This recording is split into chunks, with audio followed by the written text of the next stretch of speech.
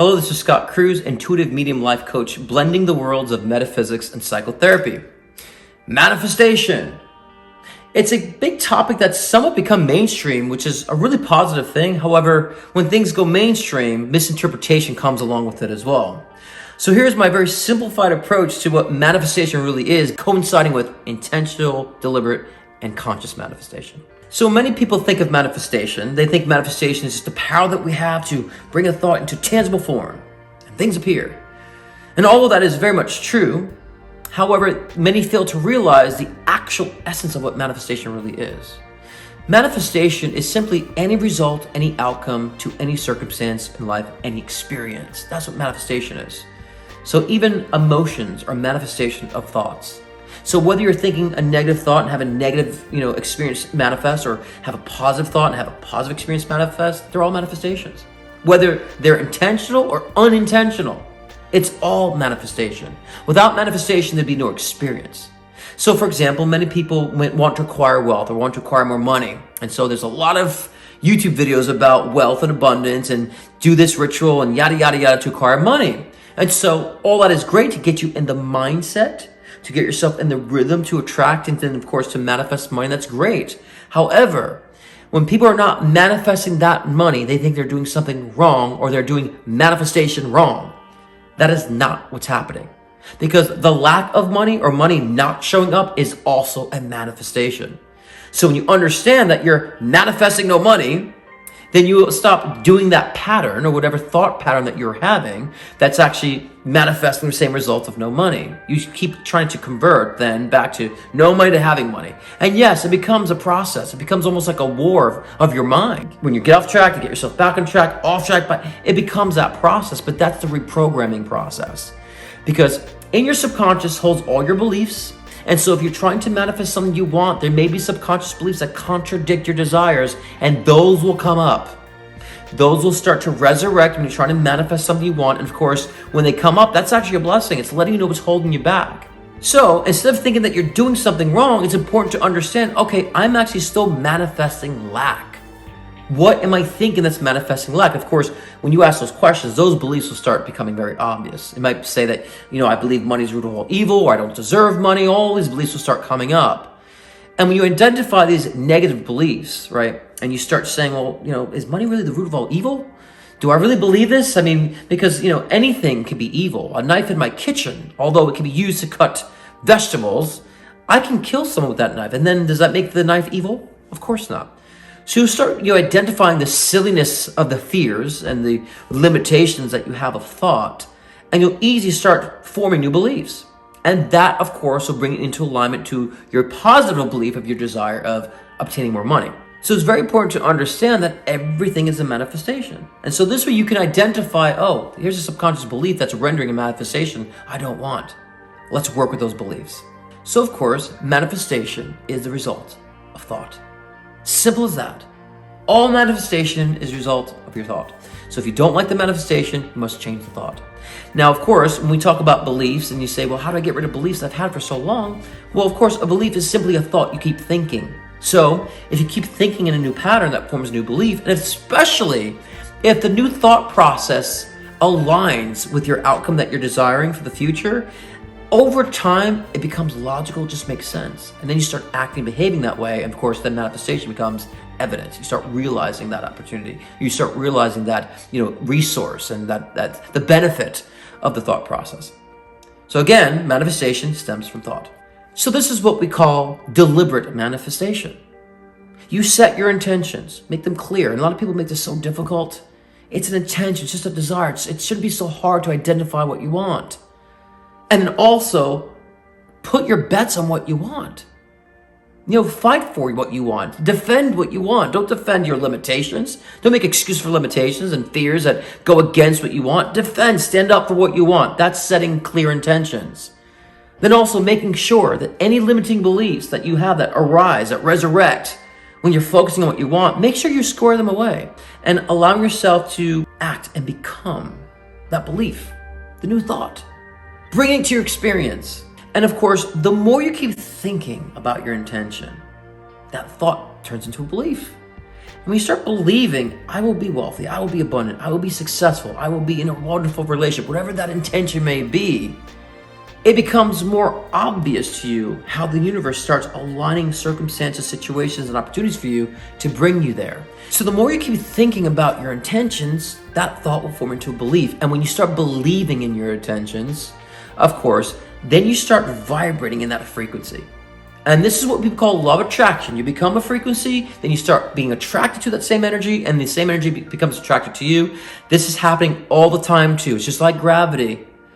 And many people, don't look at gravity and say, oh, gravity is so amazing. And, they just rely on gravity. And of course, gravity has no judgment. If you want to throw a baby off a cliff, gravity will not shut off to save the baby. The baby will crash, of course, and die. But same thing with these laws of attraction. There's no judgment to it. It responds based on your vibration, the energy that you are.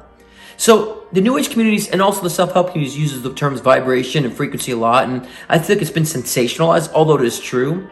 I like to go a little step further and say, we're just dreaming this up. We are dreaming this reality. Get your mind in the right dream. All right? Doesn't matter about the components. And yes, everything is vibratory and everything is energy. But get yourself dreaming the right dream. The brain will start coming on board with that. So yes, make sure your intentions are clear. You're clearing those contradicting beliefs, right? And you're also you start believing in your intentions, of course. And the next step to that is allowance. Just allow things to happen. Engage with life.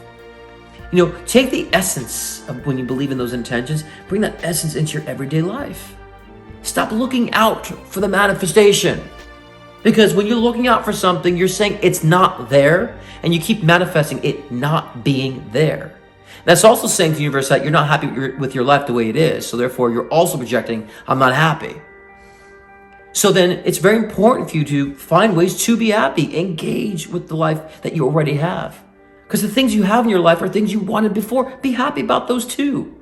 So if everything is frequency and energy, then we could easily hop onto different frequency bands of energy just by changing thought patterns.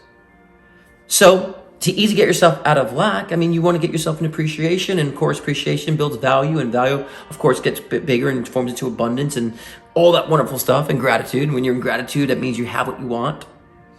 So it's important to understand that each thought that you think is putting you in a frequency band, a flow of frequency, and you can hop into any one that you want.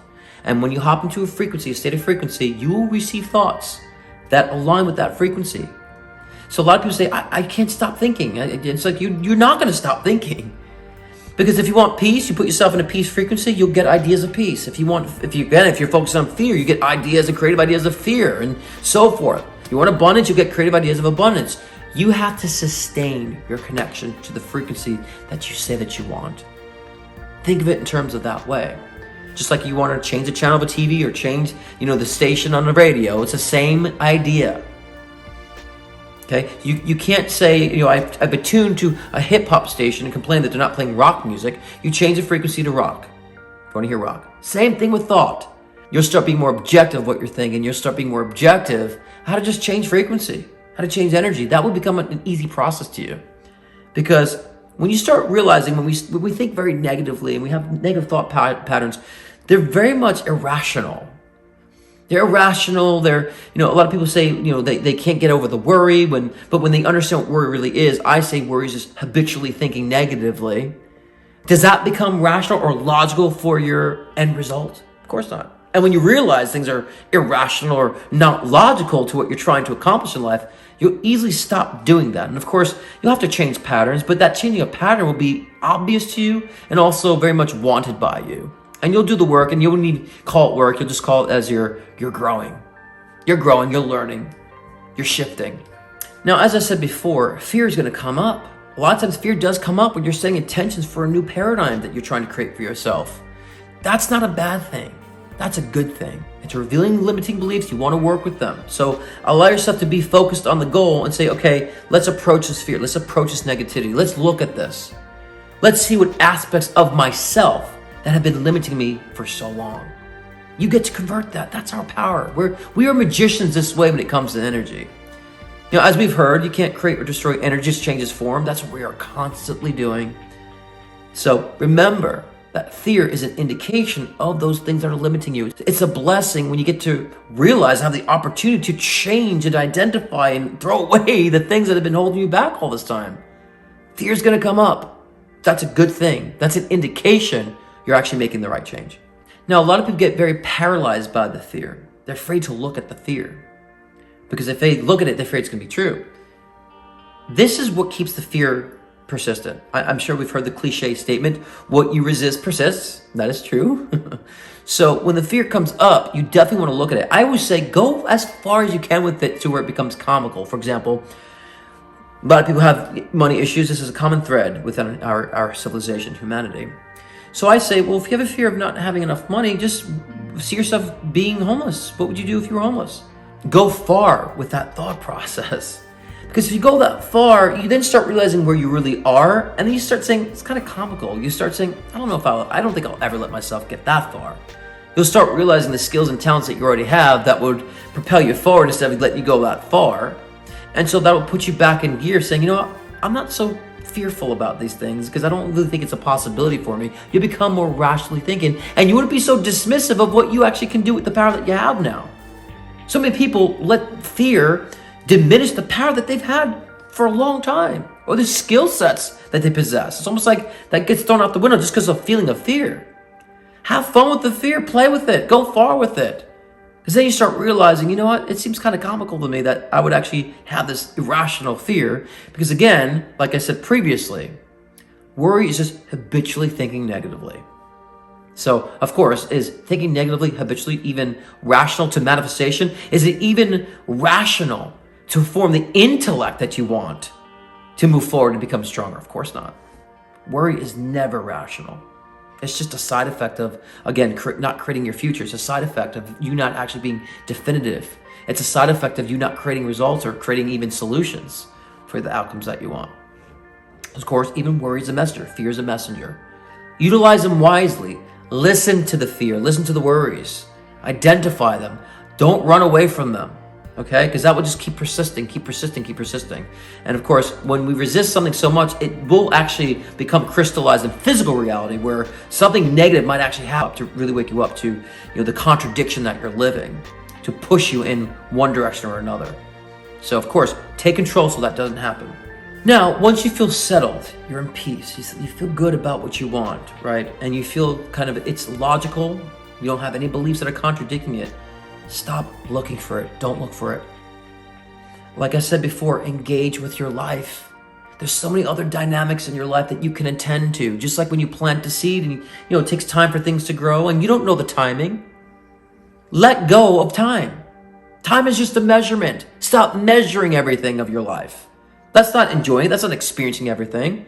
If you're always measuring things, you're going to miss when things actually do show up for you. So a lot of people say, well, then let go. And people are like, well, how the hell do I let go? I don't know how to let go. If I could let go, I would. You're only holding on because you don't believe things can actually happen for you. Believe things can happen for you. Believes that you even have the intellect to make things happen for you. And engage with life and show, I don't want to say show the universe, but, in a sense, if universe is a mechanism, use that mechanism and tell that mechanism that, you appreciate life. Tell that mechanism that, you can handle the things that you have now, that you appreciate things that you have now, that you find value and happiness in things that you already have, so it can actually bring you more things that actually represent happiness and more value and gratitude and peace and excitement. This is what being deliberate means. You don't want to live life in default. You want to live life that way. You don't want to live life random. Whatever you feel in the moment, you just go with. You can if you want to, if you choose to. Many people are living by default, living randomly. And they think they're not in control, even though they are. But they don't have that sense of control because they're not really dictating anything. They're just reacting to things. Now it's time to take control. Be deliberate. So when you get yourself to the point where you're completely at peace with your intentions and there's no disconnect in your mind with your intentions, you feel like you're kind of one with it and you're at peace of allowing things happen, that's when you start seeing synchronicity. Synchronicity are like signs that you're on the right track. Some people call it coincidences, but of course, when you keep seeing them, you realize it's not coincidence. It's almost like a sign or a message from the universe. So for example, those who might be trying to manifest a wonderful relationship, they got themselves to understand that true dynamic of what a wonderful relationship looks like for them. They can feel that essence. Then all of a sudden they start seeing couples everywhere that they go. Love songs just pop on randomly all the time. And why these love shows popping up on their newsfeed and all this love is around them? That's synchronicity. That's shown to you. That's almost like the universe showing to you, like, okay, you're now in that vicinity, that frequency. Now, that is something to celebrate. What a lot of people do is they start seeing that and they say, oh, but I don't have that. And they go back into lack again. Instead of saying, okay, I like this energy. You're supposed to just like the energy regardless. If great relationships excite you, just even seeing them should excite you. Don't go in lack. Don't go in, I don't have it. Don't do that. That's a sign that you're in the vicinity of actually your own manifestation. So celebrate when you start seeing those synchronicities. Another synchronicity that's very common is numbers. Physicists believe that, of course, that the universe is coded with zeros and ones. They found zeros and ones in the cosmos. So, of course, everything is built off numbers. So a lot of times people see the line numbers 111, 222, 333, 444. Those are always indications that you're in the right state of being or the right energy. Okay, and of course you can dissect that. 444 is like spiritual connection. 1111 is so many different parameters, angel numbers. But at the end of the day, there's still reflections that you're in alignment, in sync with the universe, that you're in the right state of energy. So when you see the synchronicity, I would pay attention to the state of energy that you're in and always sustain that. Look at whatever moment you're seeing the synchronicities happen. Look at where you're at, what you're thinking, how you're engaging, and understand that the universe is nodding, saying, keep doing that. And of course, and the more you're living life in sync, in that flow, because that's what the flow really is. Of course, when we hear the New Age community say, oh, just go with the flow, be in the flow. Many people don't understand what the hell that is. That is the flow. This is where the flow comes in. Okay? And of course, you'll then identify when you're out of alignment or not in that flow because it feels kind of shitty. It feels crappy. You're back to that old pattern of thinking. And of course, you'll be able to identify that quickly and hop back onto the positive way of thinking or positive paradigm that you were creating. And of course, then you'll start seeing the synchronicity. When you start seeing synchronicity and it gets grander and grander, it becomes so magical. And of course, things start manifesting quicker. And of course, you'll start seeing even signs and billboards. I mean, the way some of these synchronicities manifest are so magical and amazing. And so look out for those synchronicity. And once you start getting in the realm of synchronicity, you'll know when your energy's off. It's like, I don't see these numbers. I don't see the synchronicity anymore. You'll start doing that self-inner work and get yourself back on track a lot quicker. So in our lives, we have so many intentions, so many different dynamics we want to create in our life. And make sure when you're setting intentions that they are actually not contradicting other intentions. For example, some people might say, well, I want a wonderful relationship now, I'm ready for it. But they have a belief that says, I don't want to be in a relationship until I'm financially stable, and therefore they feel financially unstable, so then they don't manifest a relationship even though they're aligned with it. So look at the bigger picture of your life and make sure that each intention that you have works in harmony with your other intentions. Make sure they don't contradict each other. So an easy way to even do this is to visualize everything that you want in one picture. For example, put yourself in the home that you want. You see the partner that you want is in that home. You're checking your bank account on the computer, and you see the wonderful digits in your bank account, and also the environment you want. Like, make one big picture of your intentions. But it's also important to focus on each intention one by one when you're doing the work. This way you're giving the attention and you're carving out, of course, the specifics of it. So, of course, this is very general information to help assist you with manifestation. Sometimes we need one-on-one guidance, and of course, maybe you need an intuitive like myself to help you to define those limited beliefs or kind of track down what's blocking you. And so if you do need that assistance, you could book a session with me on Scottcruzpm.com, or you can subscribe to this channel. Of course, I will be posting a new video every week with new topics. So if you have any topics you wish to maybe hear me speak about, just leave it in the comments below. And please remember that you are the god of your own myth. What do you want to create? Much love.